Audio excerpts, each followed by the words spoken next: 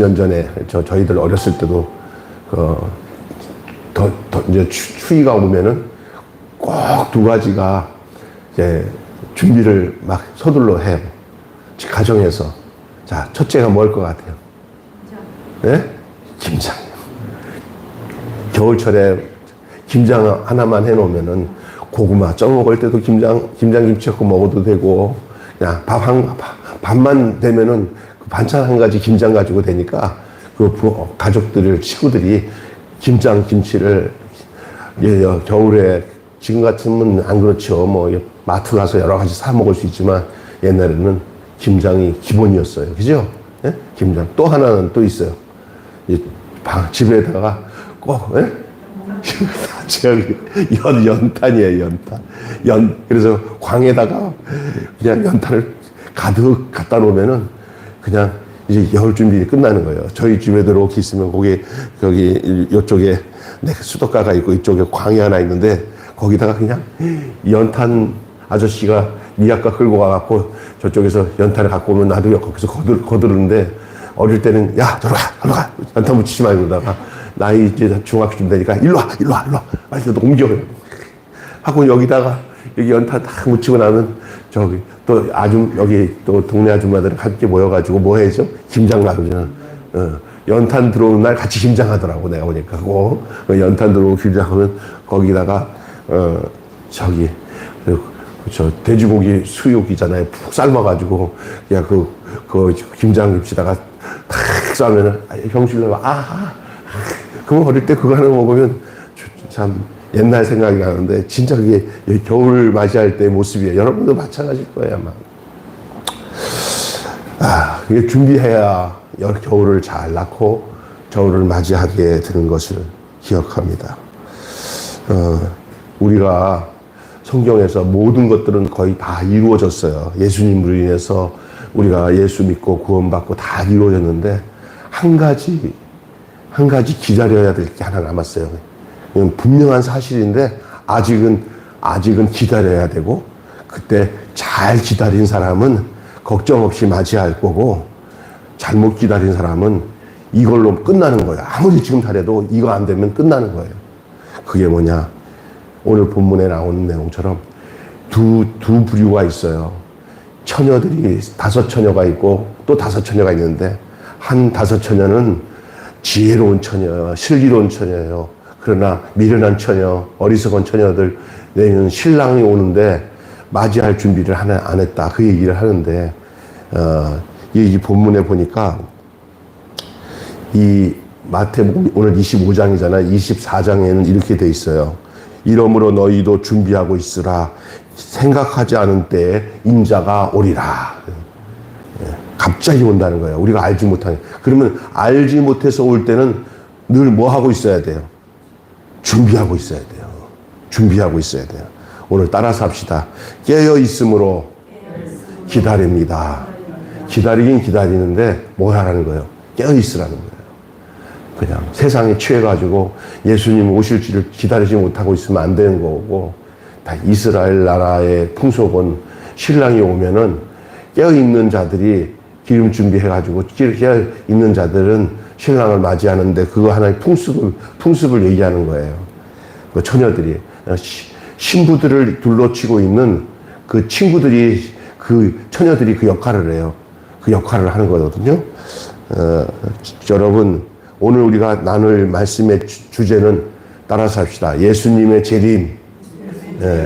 다 이루어졌어요. 예수님이 오셔서 십자가에 죽으시고 부활하셔서 그 예수님 땀시 내가 예수와 함께 죽고 예수와 함께 부활되고, 예수님이 말씀하신 대로 내가 가면은 다시 보혜사 성령이 너희에 오게 되면 너희가 나를 모시고 사는 역사가 일어날 것이다. 그래서 성령 받고 믿음으로 살다가 너희 될 것이다. 이건 다 이루어졌어요, 이제. 그런데 문제는 뭐냐면 이제 예수님이 다시 온다고 그랬어요.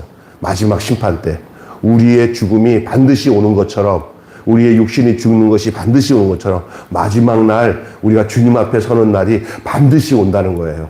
두 군데로 나눠져서 가요. 한 군데는 주님 말씀대로 그대로 기다렸던 사람들은 주님 곁에 영생 복락 누리고 영원토록 주님과 함께 있게 되겠고, 주님 말씀 안 듣고 지멋대로 살면서 주님의 기다림을 기다리지 않고 사탄의 종이 되고 세상의 종이 되어서 살아가는 모든 믿음 밖의 사람들은 전부 자기가 원하지 아니하는 저기 불못에 들어가 영원한 두 번째, 둘째 사망에 이르게 되는 줄로 믿습니다. 이거는 정확한 거예요. 정확한 거예요, 이거는. 근데 지금 우리에게 그 마지막 종점은 아직 이루지 않았어요. 이제 아직까지는 육신이 있으니까 아직까지는 지금 정신 바짝 차리면 정신 바짝 차리고 깨어 있으면 우리가 그 마지막을 아름답게 장식할 수가 있는 줄로 믿습니다.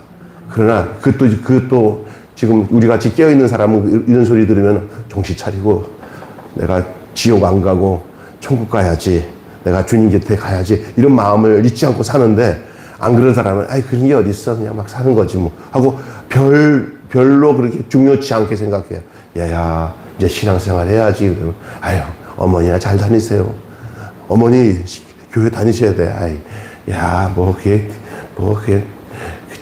내 마음대로 안 된다. 그냥 용돈이나 많이 줘라. 그렇게 되면 안 된다는 거예요. 가장 중요한 게 지금 마지막 남은 거예요. 예. 그런데 이건 분명한 사실이에요. 깨어서 기다려야 돼요. 깨어서 기다려야 돼요. 예수님이 다시 오시겠다고 약속하셨어요. 이건 주님의 약속입니다. 이 약속대로 예수님은 반드시 다시 오십니다. 예수님의 재림은 반드시 이루어져야 할 하나님의 약속입니다. 예수님의 재림은 성도가 이 세상에서 신앙으로 살면 반드시 기다려야 할 가장 중요한 사건이고 분명한 사실로 찾아올 것입니다. 이미 다른 것이 이루어진 것처럼 그것도 반드시 그날에 이루어질 것입니다. 오늘 본문은 그것을 말씀하시는 예수님의 비유입니다. 예수님의 비유. 예수님이 당신이 마지막 때 오실 때에 이렇게 올 거다라는 것을 뭐로 얘기해 줄까 하다가 그 당시에 이스라엘 나라 풍속에 그 신랑이 올 때 그냥 기다렸다가 한쪽 무리의 그 처녀들은 그 신랑을 맞이하고 간혹가다에 이렇게 잠들어가지고 신랑을 맞이 못했던 그런 사람들의 이야기들을 얘기하시면서 그것을 비유로 들어서 이렇게 두 부류로 나눠져서 맞이하는 사람이 있든지 맞이하지 못하는 사람이 있든지 이 두 가지 종류의 사람들을 어리석은 사람들, 어리석은 처녀들, 한쪽은 지혜로운 처녀로 구분되어져서 나타나는데 이것이 반드시 이제 너희가 깨어 있어라. 인자가 이와 같이 올 것이다. 라는 말씀으로 말씀하고 있는 것입니다. 이 비유에서 우리가 어떻게 예수님의 재림을 준비하며 기다려야 하는지를 우리는 오늘 말씀을 다시 한번 보시면서 알아보겠습니다. 한번 따라서 합시다. 재림의 때는 아무도 모릅니다. 예수님이 언제 오실지 아무도 몰라요. 여러분, 사람이 자기 죽음이 언제 죽을지 정확하게 아는 사람 없어요. 여러분이 만약에 내가 죽을 날이 몇 월 며칠 몇 시다 라고 분명히 알고 사는 사람이 있다고 생각해요? 없어요. 이건 알죠. 그런데 물어볼게요. 언제 몇 시에 내가 죽을지는 모르는데 이건 알아요? 내가 반드시 죽는다는 건 알아요? 그죠? 그렇잖아요. 내가 반드시 죽는다. 그건 알아요. 그런데 몇 시, 몇 월, 며칠은 모른다. 그러면 여러분 기억해야 됩니다. 많은 사람들이 몇 월, 며칠, 몇 시에 죽는 것을 모르니까 반드시 죽는다는 것도 모른다고 생각해요. 내가 몇 월, 며칠, 몇 시에 죽는 것을 모른다고 반드시 죽는다는 것을 모를 수 있다는 것은 어리석은 거예요. 예수님의 재림 몰라요. 언제 올지 몰라요. 근데 반드시 우리 예수님 오셔요. 마지막에. 예, 여러분 기억하셔야 됩니다. 그래서 안다고 하는 사람들 다 가짜야. 예수님이 언제 오시는 것이 몇 월 며칠, 그 이단들이야, 이단들. 한동안 1990, 그때가 2년도인가? 다미성교회에 예수님 오시는데 뭐 날짜가 10월 28일 날. 그래서 뭐 재산 다 팔아가지고 뭐 예수님 오면 다 들림 받는다고 막 텔레비도 나고 난리 났었잖아요. 그죠? 그때 우리 가까운 친척 중에 한 사람이 거기 확실하게 믿고, 지금은 절대 안 그렇죠. 지금은 이제 신학까지 공부하신 장로님인데, 이건 그 덕에 우리한테도 몇백만 원을 보내줬어. 나는 진짜 안 받고 싶은데, 다 형제들한테도 나눠줄 사람 나눠주고, 참 기가 막혀. 그런 일이 있었어요. 근데 저의 가정만 그런 게 있는 게 아니라, 그 주변에 내 아는 사람들도 그런 사람들 많았어요. 그런데 문제는 뭐냐면, 그걸 가르쳐 준 그 교주, 그 목사라고 해서 이장님이라고. 그 사람은 뭐라고 하냐면, 다른 순수한 장로들이나 집사들은 다 자기 재산 다 나눠주는데, 지는 그때 돈을 다 모았어요. 이게 가짜 아닙니까? 그러면 자기도 그렇게 해야 되잖아. 그죠? 예? 그러니까 웃기는 거예요. 그래서 저는 있잖아요, 어떤 사람이 전화해가지고, 이거 투자하면은 아파트 뭐 대박 날 거라고, 선생님 이거 투자하십시오. 그리고 전화가 와요. 그러면 전화를 걸어요. 전화 받아. 그 선생님 그 투자하셨어요? 그랬더니, 했어, 안 했어? 다 얘기해봐요. 나 가서 내가 그 확인하고, 내가 투자하도록 당신이 했으면 내가 한번 볼게. 그랬더니, 솔직하게 확인. 난 어차피 투자하면 내가 당신 만날 거 아니야. 솔직하게 말해. 그랬더니, 갑자기 전화를 딱 끊어버려요. 이게 뭐야? 지도 안 하면서 우리한테는 그 사기꾼이에요. 그죠? 그렇잖아요. 전화해서 한번 내가 그렇게 했더니, 이거 누가 그렇게 하라고 그래. 귀찮게 하면은 당신이 다 투자했냐 그러면 안 해. 100% 아니야. 남 사기치는 사람들이 하는 짓인 줄로 믿습니다. 여러분 기억하셔야 돼요. 그러나 여러분, 그래서 재림의 때, 이거는 분명합니다. 이건 정확합니다. 하는 것도 가짜예요. 재림의 때는 아무도 몰라요. 심지어 우리 예수님도 모른다고 그랬어요. 누구면 알아요?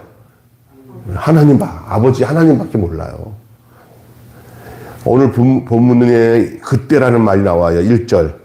오늘 본문을 읽은 본문 1절 보시면 그때라는 말 나오죠. 이 그때는 마태복음 24장에 언급한 주님이 재림하실 때를 막 가리키는 거예요. 이 그때는 재림의 날이에요. 주님 오시는 날. 신랑은 예수님을 비유하고 있는 거고요. 신랑 오신다 하는 것은 예수님을 말하는 것이고, 신랑을 맞으러 간 열처녀는 바로 주님을 맞이하고 재림을 맞이하는 우리 그리스도인들, 예수 믿는 우리들이 신부로 열처녀로 비유되고 있어요. 그러니까 여러분 기억해야 돼요. 예수 믿는 사람 중에 절반 정도밖에는 구원 못 받는다, 이렇게 말하는 분도 있어요. 어떤 분은 밭을 밭을 4가지 밭이 나오는데 그 중에 옥토밭만 열매를 맺으니까 4분의 1이다 이렇게 사람이 있는데, 어떤 분 여기서는 10처녀에 5처녀로 나눠지는데 5처녀는 절반이잖아요. 그러니까 신랑의 갑작스러운 등장은 예수님의 재림을 상징하는데, 절반의 5처녀는 신랑을 맞이하고 5처녀는 신랑을 못 맞이하는데, 여기에 10처녀 전부는 다 자기 나름대로 예수님을 준비하고 맞이하려고 했던 사람들이에요. 그러니까 여러분, 교회 다니는 사람 중에 100%가 천국 못 가요. 절반만 가요. 여러분은 100% 중에 그 절반만 가는 데서 지혜로운 5처녀처럼 예수님 오시는 날, 재림의 날 신랑 맞이하듯이 예수님을 맞이하는 부류에 속했다고 생각하셔요? 아니면은 그냥 예수님 맞이하지 못하는 미련한 5처녀에 속했다고 생각하세요? 웃지 마시고, 권사님. 어디에 속하세요? 몰라. 이러면 안 돼요. 오늘 저녁에 예배하러 나오는 것 자체도 이 기름 준비하고 나오는 거예요. 깨었으니까 나오지, 영적으로 잠들면은, 비 오는데 그냥 텔레비나 보지, 그러면 잠들기 쉬워요. 그러나, 예를 들어, 비 와도, 교회 가야 돼. 하고 왔다고 한다면, 이분은 아마 10처녀 중에 지혜로운 5처녀에 속한다고 저는 믿습니다. 누구 때문에 나왔어요? 예수님 맞이하려고 준비하기 위해 나왔잖아요. 그렇잖아요. 그러니까 여러분 참 중요한 거예요. 모든 우리의 인생의 삶을 이제는 이제 마지막 남은 건 그거밖에 없으니까 예수님 맞이할 때 맞이할 수 있는 지혜로운 처녀로서 사는 것을 살고 있나 하는 것을 점검해야 돼요. 오늘 하루도 내가 지혜로운 처녀로 주님과 동행한다는 게 바로 그거야. 기름 준비하는. 기름 떨어지면 안 돼요. 기름은 내가 주님과 동행하면 그건 안 떨어져요. 계속 부어져요. 할렐루야. 기름을 채우세 계속 타게. 주맞을 준비하는 사람들은 계속 등불이 타도록 기름 준비하시는 줄로 믿습니다. 예. 자, 이렇게 해서 신랑을 기다리는 10처녀 중에 모두 다 잔다고 했어요. 10처녀가. 5처녀는 안 자고 5처녀는 자고 그게 아니야. 다 잔다고 그랬어, 성경은. 그런데 핵심적인 게 뭐냐면 신랑 올 때 기름 없으면 불을 밝히지 못해가지고 예수님을 못 만나. 신랑을 못 만나. 자도 괜찮은데 뭐는 채워놔야 돼. 자도 좋아. 때로는 그렇잖아. 육신이 피곤하고 세상이 어두워지니까 힘들잖아. 그러나 하여간 시간 나는 대로 뭘 해야 되냐면 어두운 밤에 특별히 신랑이 올 때 밤에 와. 자, 그래서 딴짓거리 하면서 기름 안 준비했다가 신랑이다 하고 깨도 기름 없으면 아무 소용 없어. 그러나 신랑이다 했을 때 얘 불 켜. 기름 준비된 사람들은 다 켜. 그래서 근데 나도 좀 나눠줘. 그러면 오늘 본문에 보니까 너 주면 나도 모자라 도중에 꺼질까 줄 수가 없다 그래요. 할렐루야. 신앙은 그때 되면요, 마지막 예수님 오실 때는 서로 꽂을 여유가 없어요. 믿음 꽂을. 엄마, 나 좀 꽂어. 이제 안 된다. 누나, 나 좀 꽂어. 언니, 나 꽂어. 안 되거든요. 신앙은 개인적인 줄로 믿습니다. 신앙은 완전 개인적인 거예요. 그래서 등장의 예수님 재림이 신랑이 등장하는 것으로 나타나고요. 신랑을 기다리는 10처녀가 모두가 졸며 잔다고 오늘 얘기하고 있어요. 그런데 신랑이 갑자기 왔습니다. 재림이 날은 언제 일어날지 모르는 사건이에요. 성경에서 이 재림이라는 단어를 구체적으로 나오지 않지만은 신약에 나오는 이 사건에 대해서 300번 나와요. 그게 어떻게 나오냐면 헬라어로 파루시아라고 그러는데 파루시아.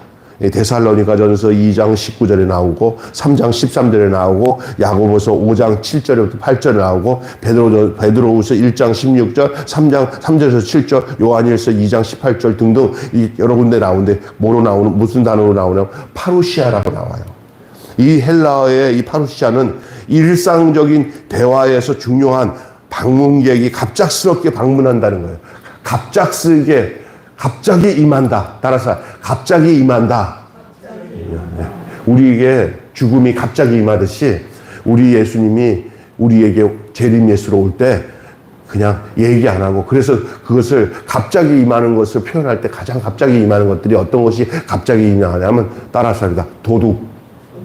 그날이 도적같이 이를 줄. 도적이 나 간다 하고 와요. 그냥 몰래 와요. 이 주님 오실 때 도적같이 온다는 거예요. 그래서 그렇게 말하는 거예요.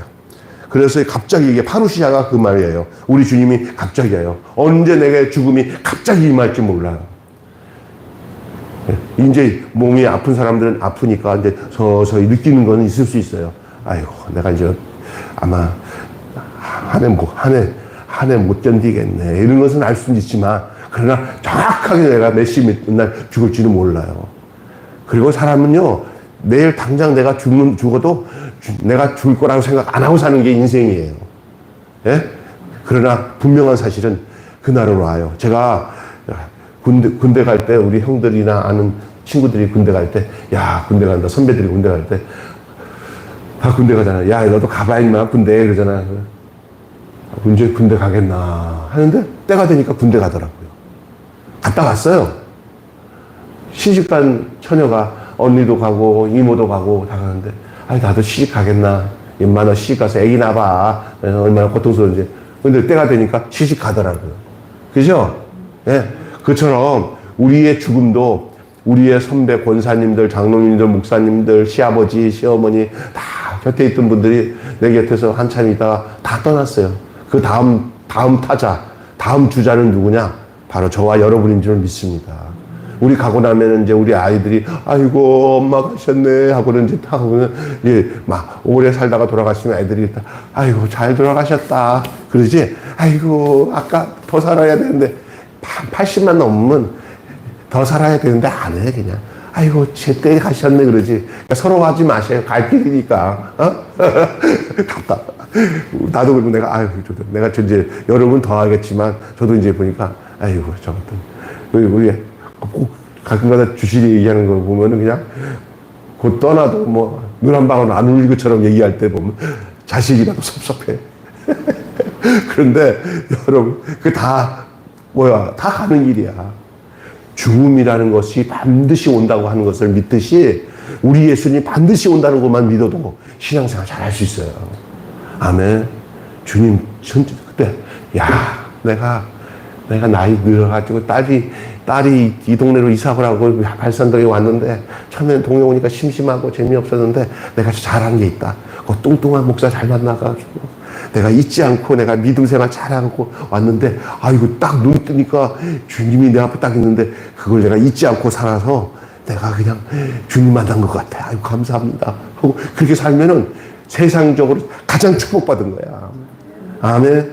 여러분 눈 딱 감으면 바로 반드시 내가 기름 준비 잘하는 10처녀 5처녀처럼 주님을 맞이할 수 있다는 그런 믿음과 확신 가지고 사시기를 주님을 축원합니다. 언제 와도 괜찮다. 주님 언제 와도 괜찮습니다.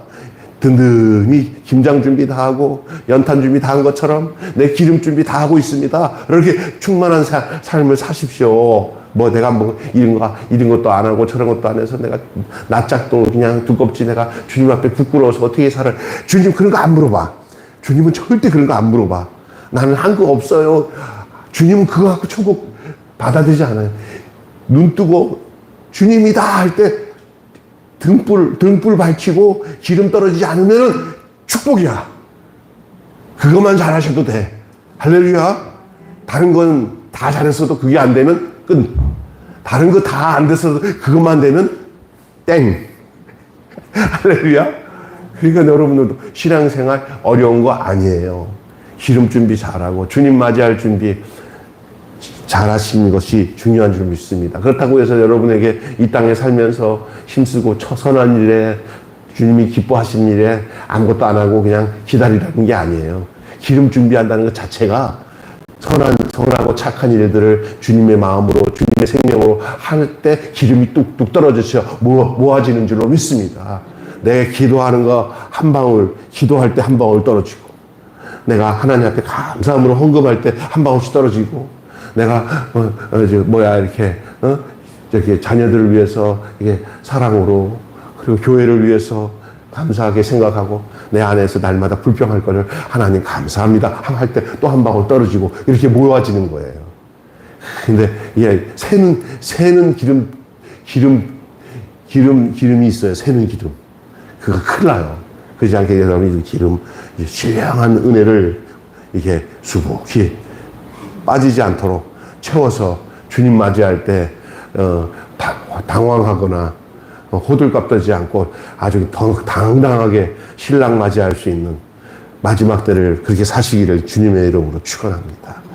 그날이 언제인지는 아무도 모르기 때문에 그날은 오직 아버지만 아신다고 마태복음 24장 36절에 말하고 있어요. 그날 아무도 몰라요.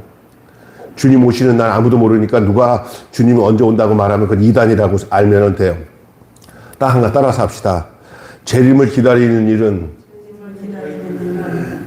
쉽지 않습니다.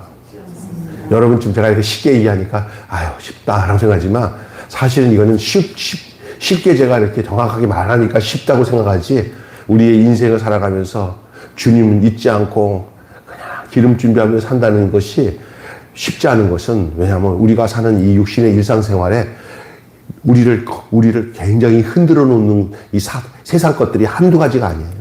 신앙생활 제대로 하지 못하게 여러 가지로 공격하는 것들이 한두 가지가 아니에요. 유혹하는 것도 많고.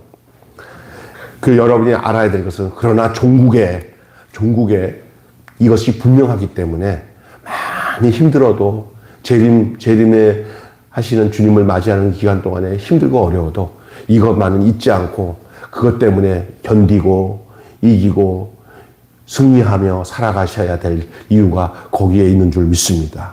신랑은 반드시 옵니다. 예수님 반드시 옵니다. 그러나 빨리 안 오고 더디 올 가능성이 높아요. 우리의 생각 개념에 기다린다는 것은요, 빨리 온다는 데는 기다린다는 말을 쓰지 않아요. 생각보다 늦게 오기 때문에 기다린다는 거예요. 할렐루야. 그래서 신랑이 왔을 때 신랑을 기다리는 열처녀는 모두 졸면서 자고 있었다고 제가 말씀드렸잖아요. 마지막 때 되면요, 전부 다 영적으로 이게 희미해져요. 저도 보니까 제가 고등학교, 중학교 때는 막 여의도에 그 광장에 막 빌리그램 박사 오고, 나는 찾았네, 100주년 기독교 100주년 행사라고 해가지고 100만 명, 2만 명 엄청 모였는데, 그때만이에요. 갖다 살기 어려웠을 때잖아요. 박정희 대통령 시대니까. 그냥 형들 따라 가기 가갖고 여름철에 그냥 돗자리 깔고 밤이슬 맞으면서 새벽까지 거기 집회를 했어요. 그 경험이 있어요, 저는요. 다 참석했었죠, 그때. 그때 저희 선배들 중에 목사 돼가지고 지금 목회 잘하신 분들이 대부분이고, CCC, 그 대학 선교회 CCC 활동하던 그 대학생들이 그때 전부 다 예수 믿고, 한국, 정말 그때는 복음이 정말 충만한 그 시기였어요. 옛날에. 할렐루야. 에? 그때는 얼마나 사람들이 그렇게 사모했는지 몰라요. 그런데 세월이 흐르면서 사람들이 배가 부르고 잘 살게 되고 하다 보니까 하나님 주셔서 교회마다 부흥돼서 축복되지만 어느 시기에 되니까 교회마다 싸움박질하면서 갈라지면서 그 큰 교회가 하루아침에 사라져버리고 막 없어지고 막 장난이 아니야. 그렇게 컸던 막 건물을 줘놓고 성도들이 막 태산같이 모였던 성도들이 그 훌륭한 목사님 돌아가시니까 그냥 기도새도 없이 사라져버리고 교회가. 그런 게 한두 개가 아니야. 그리고 교회끼리 지금도 막 싸우고 목사님들이 타락이 돼가지고 성도들이 실망해서 그런 데가 한두 군데가 아니에요. 이제는 큰 교회만 아니야. 조금 모여가지고 돈 좀 모아놓으면 그 돈 때문에 서로 교인끼리 막 싸우고 막 그게 막 일이 되고 중심 못 잡고. 근데 그 자세히 보니까 마귀가. 그리고 난데 정말 예수님이 그들의 마음에 있는 것 같지가 않아. 그들의 신이 돈이야, 돈. 그래서 하는 소리가, 아유, 저 목사도 돈 때문에 하는 거지. 돈만 줘봐. 하여간 그냥 돈 가지고만 하면은 그냥 다 그래. 그렇게 생각해. 솔직히 저도 보면은, 이게 돈의 유력이 얼마나 강한지 다, 진짜 그래요. 복하면 그냥 돈, 이렇게 되는 거예요. 복하면 예수님이 돼야 돼요. 가난해서 좋습니다. 내가 살면 얼마나 삽니까? 나는 예수님과 돈이 없어도, 가진 거 없어도, 내 예수님과 함께 죽으면 영생토록 사는 건데, 잠시 사는 생활 속에 그놈의 돈 때문에 신앙 다 팔아버리고, 돈 때문에, 주일날 안 나왔어요. 한 달 동안에 교회를 못 나왔어요. 목사님, 요즘에 바빠가지고, 제가 돈 버느라고 정신이 없어서, 주님 언제 오실지 모르는데, 거기 그냥 그 말을 하면 또, 목사님은 살겠다고 그러는데 어떻게 뭐라고 말 못하고, 다음 주에는 좀 어떻게 하든 힘내서 나오세요. 이 말도 못하지. 옛날 같았으면 어디서 그냥 죽으려고 이렇게 하면, 아이고, 이 꼰대 같은 목사네. 세상 물정도 모르네. 그러지. 그거 갖고 시험 들지. 내가 편한 데 가서 신앙생활 하지. 야단치는 목사님한테 내가 신앙생활 하고 떠나요. 그러니까 나도 그냥 입에서, 아니, 어디서 그냥 주일날 거기 가. 그 주일날은 지켜야지. 맨날 그냥 싸우면서라도 신앙을 지켜야지. 이렇게 말하면은, 나한테만 그래? 그러면서 시험 들어. 그러니까 말을 못해. 이게 세상이 점점 뭐예요? 어두워져 가요. 세상과 이 정을 두면은요, 잠들어요. 그러면 다툼이 없어요. 잠들면 마귀와 싸울 일이 없이 마귀 거가 돼버려요. 그러니까, 이 세상은 마지막 때 되니까 마귀가 다 역사를 하는데, 자기에게 순종하는 자들은 마귀가 안 건드려. 다 내 거니까. 내가 다 데리고 갈 거야. 야, 잠들었냐?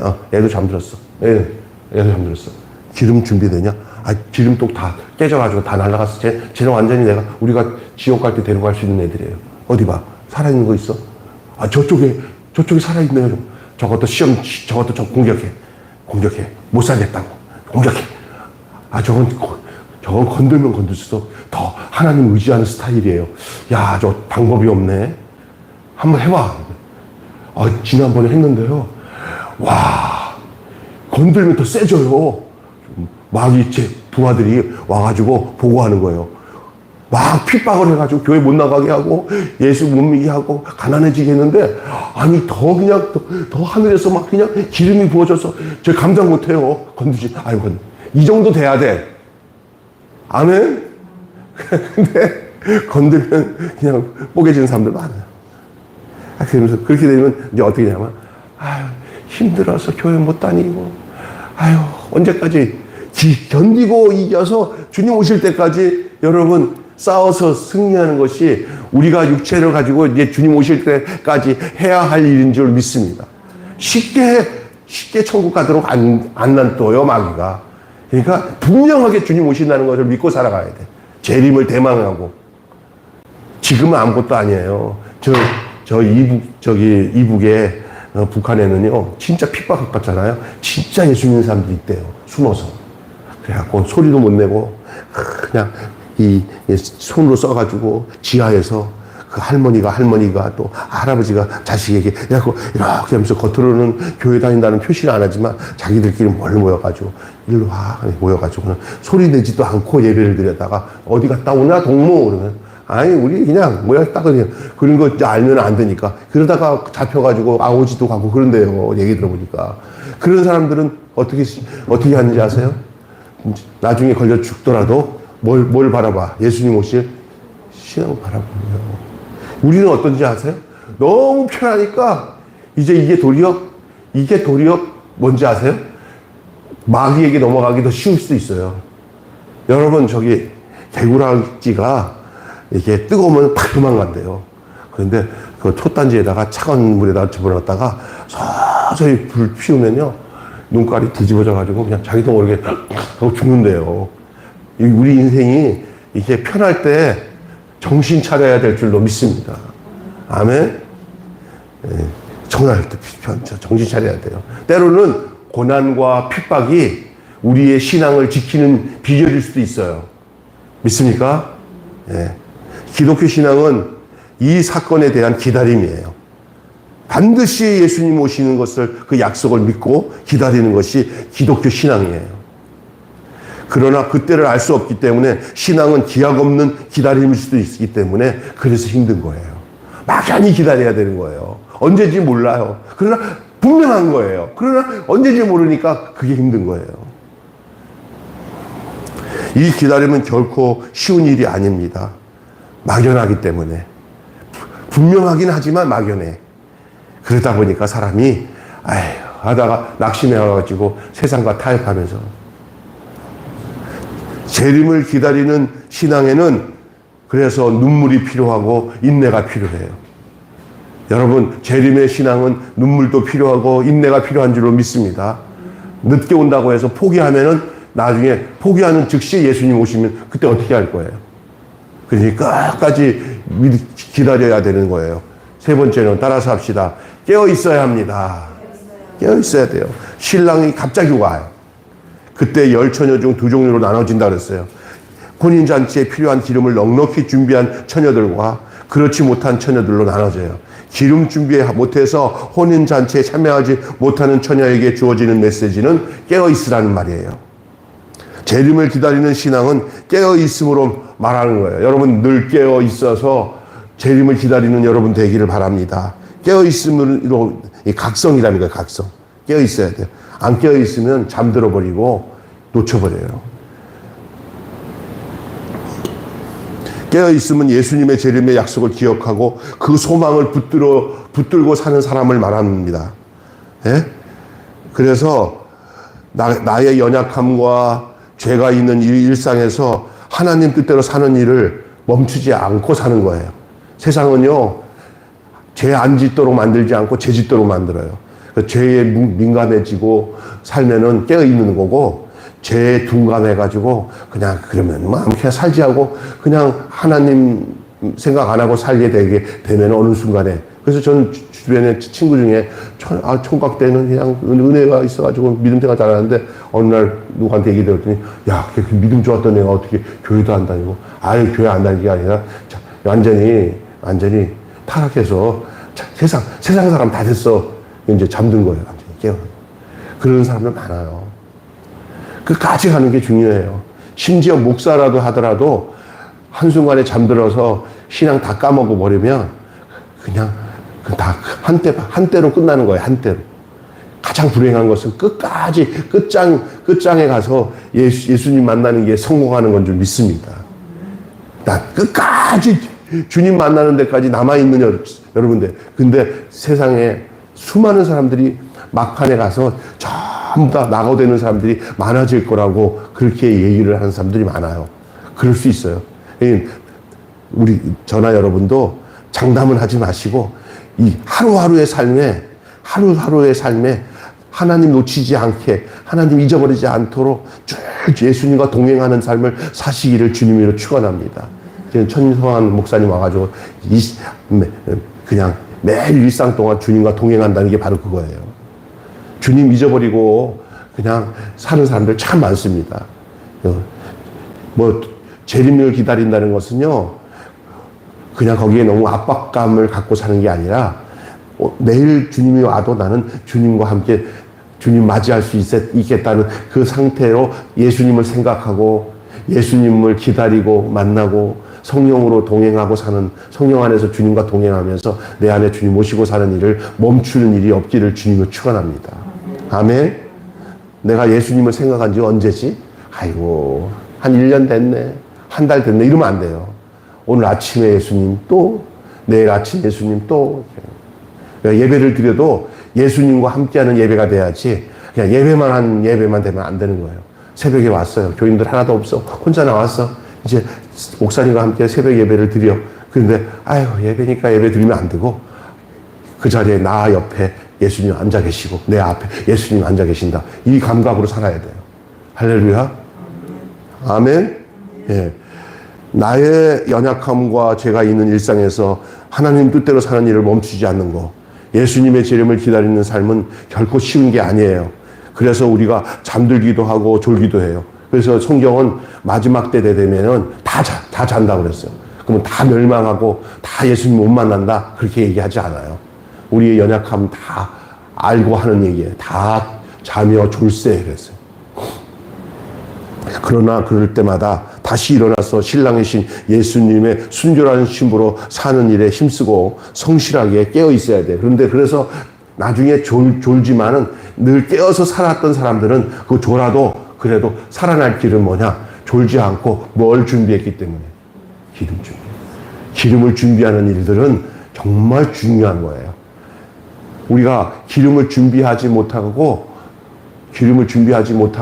이게 아이고 졸려 끝났네 이러면 여러분이 예수님이 곧 올 거라는 것이라는 사실을 잊지 마시기 바랍니다. 늘 주님과 깨어서 정신 차리고 살았는데 그 사람들마저 기름 준비를 다 마치는 그 즉시 졸아.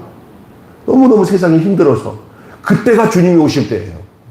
그러니 여러분이 힘에 버거워서 기름 준비 못하고 내 신앙의 삶이 너무나 공고해질 때가 예수님 오실 때인 줄 알고 그때까지 여러분이 느껴질 때까지만 하세요.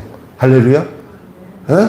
그거 포기하고 힘이 뻗쩍 준비 끝까지 최선을 다해서 기름 준비하던 일들을 멈추고 아직까지 날이 쨍쨍할 때 그냥 하나님 잊어버리고 살면은 그거는 약간 좀 미련한 처녀처럼 기름 떨어질 그 시기에 주님 오시니까 구제 받을 수가 없어요.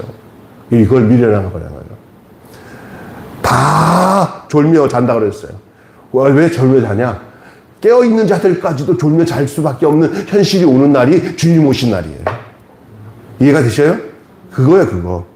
그러나 그럴 때마다 다시 일어나서 순결한 신부로서 주님을 맞이하는데 탁 깨어 잠들다가도 신랑이야! 라는 말 딱 들었을 때 아이고 잠시 잠들었네 했는데 그때 그 사람은 미리 그 졸기 시작하기 전에 같은 늘 깨워가지고 뭘 준비했냐면 기름 준비를 해놨단 말이에요. 아이고, 신랑, 다행이다. 그걸 봐봐. 아이고, 기름이 있다. 아이, 다행이다. 하고 성실하게 깨워서 기름 준비한 거예요. 믿습니까? 근데 그냥 일찌감치 그냥 포기하고 자던 그 신부들, 처녀들은 아이고, 없네. 신랑이 왔네. 아이고, 준비할 시간도 없고 큰일 났네. 야, 나 좀 기름 꽂아라. 안 되네. 그때는 다른 거는 이 세상 살면서 서로 나누고 베풀 수 있잖아. 기름은 개인적인 거예요. 기름은 절대 줄 수가 없어요. 주려고 해도 안 돼요. 이 주는 즉시 그 기름이 다 흘러버려요. 이게 전이가 안 돼요. 그거는 개인적인 거예요. 그래서 구원은 대신 받는 거 아니에요. 개인적인 거예요. 남편이 대신 구원받고 아내 대신 아내가 못한 만큼 내가 이만큼 했으니까 우리 둘이 부부니까 좀 봐줘요. 안 돼요. 신앙은 개인적인 거예요. 기름은 개인적인 거예요. 그러니 늘 깨워서 개인적으로 준비하셔야 돼요. 할렐루야. 신랑이신 예수님의 순결한 신부로 사는 일, 힘쓰는 자, 그 성실함으로 깨어 있어야 돼요. 그것이 마지막 때를 살게 하는 이유가 되도록. 깨어있는 사람은 그날과 그때가 언제인지 중요하지 않아요. 왜요? 깨어있는 사람에게는 중요한 일은 설렘으로 신랑이신 예수님을 기다리기 때문에. 기다리는 사람은 예수님을 사랑해서 예수님만 생각하면 그냥 설레요. 내 신앙이 뭐로 표현되냐면 비록 이 작은 교회라도 교회 올 때 갑자기 기분 나쁘다가 교회 오려고 할 때 마음이 막 기뻐지잖아요. 그 사람은 제대로 기름 준비가 되는 사람입니다. 할렐루야. 아멘. 우리 박남수 목사님 찬양할 때 여기 올라올 때 보면 막 설레서 올라와요. 진짜 찬양 잘해요. 나는 박남수 목사님 찬양이 곡조를 잘 해갖고 음정도 좋고 잘하는 그런 목사님들이나 전도사님들, 음악 전공한 사람들보다 박남수 목사님 찬양하는 게 더 은혜스러워요. 왜냐하면 나를 편하게 해주니까. 내가 그것까지 하면 얼마나 힘들어. 근데 박 목사님은 여기서 그게 하나님 보실 때는요. 그 음정이 틀려가지고 막 그냥 옛날에 성가대에서 쫓겨났다고 하는 게 맞는 것 같아, 내가 보면. 그런데도 여기서 우리 교회에서는 딱 맞아. 찬양하면 전부 다 은혜스러워. 요즘에 이렇게 내가 녹음한 거 들어보니까 나보다 더 잘해. 이제는. 목소리가. 나는 그렇게 높은 음 안 나와. 고음 나와가고 끝에를 팍 올리는 데는 타의 추정이야. 못 따라가, 다. 하나님이 기뻐하시면 돼요. 옛날에 그 할머니 한 분이 우리 시골에 있는 할머니 찬양하는 걸 보면은요. 모든 찬송과 가사가 내 주를 가까이야. 주 안에 있는 나에게도 내 주를 가까이 곡조로 하고 나의 갈 길 다가도록 내 주를 가까이로 다 곡조야, 그냥. 음악관. 그래도 하나님이 그 찬양을 기쁘게 받으시는 줄 믿습니다. 아멘. 주님은 그 중심이 우리 삶의 찬양이라고 하시, 그 음정, 곡조가 딱 맞아가지고 잘하면 그것이, 그렇게 잘해. 하는데 나가서 세상에서는 막 죄 짓고 하나님 없이 살면 아무 소용 없어. 여러분. 자, 지금 여기서 내 삶의 내용을 좀 말씀 나눌게요. 여러분, 재림을 기다리는 일, 재림 신앙을 가지고 살아가는 일이 쉽지 않은 이유가 뭐냐? 마음이나 세상이 그 재림 신앙으로 사는 것을 가만 놔둬요, 안 놔둬요? 안 놔둬요. 또 나 스스로도 이 재림 신앙으로 살아가는 것이 이 세상에서 살아갈 때 그렇게 녹록하게 이렇게 편하게 해주지 않아요. 이상해요. 그러니까 여러분이 이렇기 때문에 우리가 이 재림 신앙을 지켜야 될 이유가 있어요. 편하면은 쉽지, 별 문제 없어요. 그러나 편하지 않아요. 재림 신앙 지키고 살아가는 거. 그리고 또 제가 보면 반드시 죽음이 오는 것처럼 예수님이 재림이 분명한데도 불구하고 사람은 없는 것처럼 생각할 때가 많아요. 깜빡거리면. 긴장하고 깨어서 근신하고 깨어 있어야 될 이유가 거기에 있는 줄 믿습니다. 두 번째로는요, 여러분, 이 잘못된 재림 신앙들이 있다고 그랬잖아요. 그게 뭐야? 날짜를 정해놓고 언제 주님이 오신다 이거 다 가짜입니다. 주님은 언제 오실지 몰라요. 그게 진짜예요. 누구만 알아요? 하나님만 알아요. 예수님도 나도 모른다 그랬어요. 아버지가 결정하는 거라고 얘기했지 않습니까? 자, 오늘 말씀을 세 가지로 딱 요약해서 정리하고 마칠게요. 재림 때는 아무도 모릅니다. 오직 아버지 하나님만 아십니다. 할렐루야. 그때를 알 수 없기 때문에 이 재림은 기약 없는 기다림이에요. 언제 올지 몰라요. 그러나 오기는 와요. 그만 오기는 온다는 것만 믿으면 돼요. 언제 올지에 대해서는 여러분이 너무 힘들어도 참고 인내하는 것이 그게 신앙이에요. 할렐루야. 따라서 재림을 기다리는 신앙에는 눈물과 인내가 필요합니다. 자, 마지막으로 이 재림 신앙은 깨어 있어야 되는 거예요. 깨어 있으면 예수님과 그 예수님의 재림 약속을 믿고 그걸 기억하고 거기에 놓치지 말아야 돼요. 우리 주님 오신다 그랬어. 오늘 올지 몰라. 내일 올지 몰라. 그러니까 날마다 주님을 기억하고 사는 것을 잊지 않고 주님과 동행해야 돼요. 그래서 동행일기 쓰시는 그 교회마다 성도들마다 예수님 동행하는 거 쓰는 거예요. 그것만 정확하게 해도 우리 신앙이 전혀 권호중이라는 그 연예인 청년이 보니까 그걸 하고 있더라고요. 그러니까 다른 연예인들과 전혀 달라, 질이. 간증한 거 한번 들어보셔야 돼요. 진짜 중요합니다. 언제 한번 여기 틀어놓고 듣게 할 겁니다. 그래서 그 소망을 붙들고 살아야 돼요. 세상 소망 붙잡으면 잠듭니다. 세상 욕망, 세상 것 바라보면. 그러나 주님 다시 오실 소망을 붙들고 살면은 늘 깨어 있을 수 있어요. 그냥 마지막 때 잠들어도 그동안 늘 깨어서 살았던 것 때문에 반딱 일어나가지고 주님 맞이할 수 있다고 약속하고 있어요. 할렐루야. 나의 연약함과 죄가 있는 일상에서 하나님의 뜻대로 사는 일을 멈추지 아니하는 성실함이 깨어있음이라는 것이에요. 아멘. 깨어있다는 것은 그냥 이 눈을 뜨고 깨어있다는 게 아니라 그 하나님 뜻대로 사는 것을 멈추지 않는 거예요. 그러니까 힘들어도 포기하지 말고 내가 착한 일, 선한 일, 주님이 원하시는 일들 하고 있는 것들이 이 하나님께서 주신 약속이라면 그 약속을 지켜서 해야 돼요. 예, 반찬 나누는 일, 이거는 예수님 때문에 내가 하는 일이야. 그러면 그 일을 기쁨으로 멈추지 않고 해야지. 아유, 빨리 끝났으면 좋겠다 이러지 말아야 돼. 주님 주실 때까지. 주님이 멈추게 해서 하는 거는 잠드는 건 아니에요.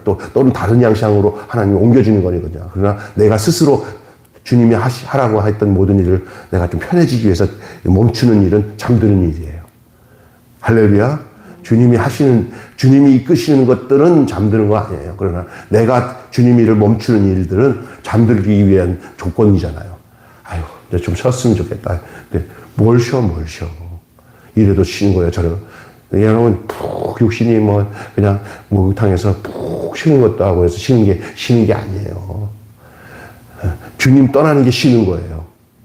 그러나 주님과 함께 하면 깨어있는 거예요. 할렐루야. 그리고 주님이 잠들게 해서 잠드는 것은 그것은 잠드는 게 아니라 안식이에요. 안식. 할렐루야. 그래서 여러분이 쉬지 말고 안식하시기를 바랍니다. 주님이 너 마음 평안해라. 나 때문에 편히 쉬어라. 이래서 주님 품에 앉아서 쉬는 것은 괜찮은데 주님 품을 떠나서 쉬는 것은 그 마귀에게 잡혀먹는 것인 줄 믿습니다. 아멘. 여러분, 이러한 성실함이 있기를 주님으로 축원합니다. 오늘 말씀 정리를 좀 할게요.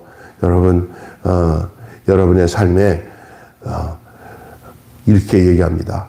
이러므로 너희도 준비하고 있으라. 생각지 않은 때에 인자가 오리라. 마태복음 24장 44절 말씀입니다. 기도하겠습니다. 하나님, 오늘 재림의 복음을 전했습니다. 이제 우리에게 남은 건 이거밖에 없는데 이것까지 이루기에 우리는 참 이것이 고달프게 이 날이 올 때까지 우리가 어떻게 이것을 견디고 이기고 승리할지는 우리도 스스로 장담하지 못하지만 알 것은 주님이 우리 안에 계셔서 성령 하나님이 우리 안에 오셔서 이 재림의 신앙으로 살도록 인도하시고 주장하시기 때문에 우리가 감내하고 기다리고 마침내 이 오늘 전하신 이 말씀대로 우리도 그날에 주님을 맞이하는 지혜로운 다섯 처녀처럼 주님을 맞이하는 날이 올 줄로 믿습니다. 하나님 아버지, 반드시 우리 인생에 죽음이 오지만 그날을 알 수 없듯이 우리 주님이 언제 오실지 모르지만 그날은 반드시 오기에 우리가 이 깨어 기다리는 삶을 조금도 멈추지 않고 살 수 있도록 인도하여 주시옵소서. 주님 안에서 쉼을 얻는 것은 괜찮지만 주님 밖에서 쉼을 얻으려고 할 때 우리는 잠들게 되는 줄 믿습니다. 하나님 아버지, 우리가 늘 주품 안에서 평안을 얻고 안식을 얻으며 또 주님이 우리를 깨어서 선한 일에 힘쓰도록 우리에게 역사하실 때 기쁨과 즐거움으로 감당하다가 어느 날 어느 시에 주님이 갑자기 신랑이다 하고 오실 때 주님 맞이하는 지혜로운 처녀들이 되게 하여 주시옵소서. 우리 주 예수님의 이름으로 기도하옵나이다. 아멘. 주님 가르치신 기도로 예배를 마치겠습니다.